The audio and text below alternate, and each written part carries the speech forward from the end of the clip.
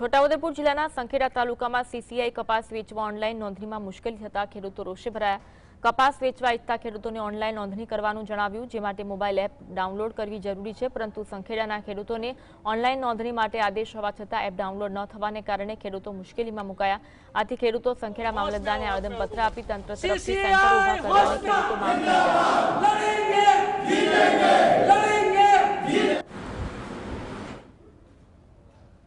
કે સંખેડ અને બોડેલી કે જે કપાસ મબલક પાક પકવે છે અને અત્યારે જે રજીસ્ટ્રેશનમાં જે તકલીફો થઈ રહી છે, તો વહેલી તકે આ સમસ્યા દૂર થાય અને અમારા ખેડૂતોને જે એવી વૈકલ્પિક વ્યવસ્થા તમે કરો કે જે ખેડૂતોને સરળતા રહે, કારણ કે ખેડૂતો બધા કંઈક શિક્ષિત નથી હોતા।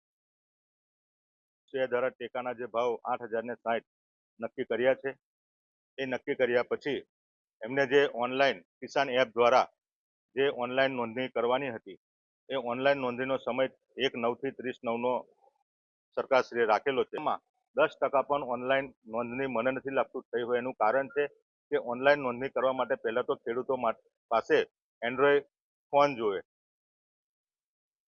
હાલમાં સીસીઆઈએ કપાસ પકવતા ખેડૂતો માટે રજીસ્ટ્રેશનની જાહેરાત કરી છે અને તે ફરજિયાત કર્યું છે। જો રજીસ્ટ્રેશન કરવામાં નહીં આવે તો કપાસ ખરીદવામાં નહીં આવે।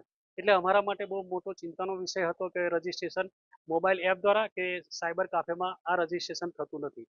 હવે જ્યારે કપાસનું રજીસ્ટ્રેશન જ ના થાય અને સીસીઆઈ જો કપાસ ન ખરીદે તો બહુ મોટો સંઘર્ષ થાય એવી સ્થિતિ નિર્માણ થાય।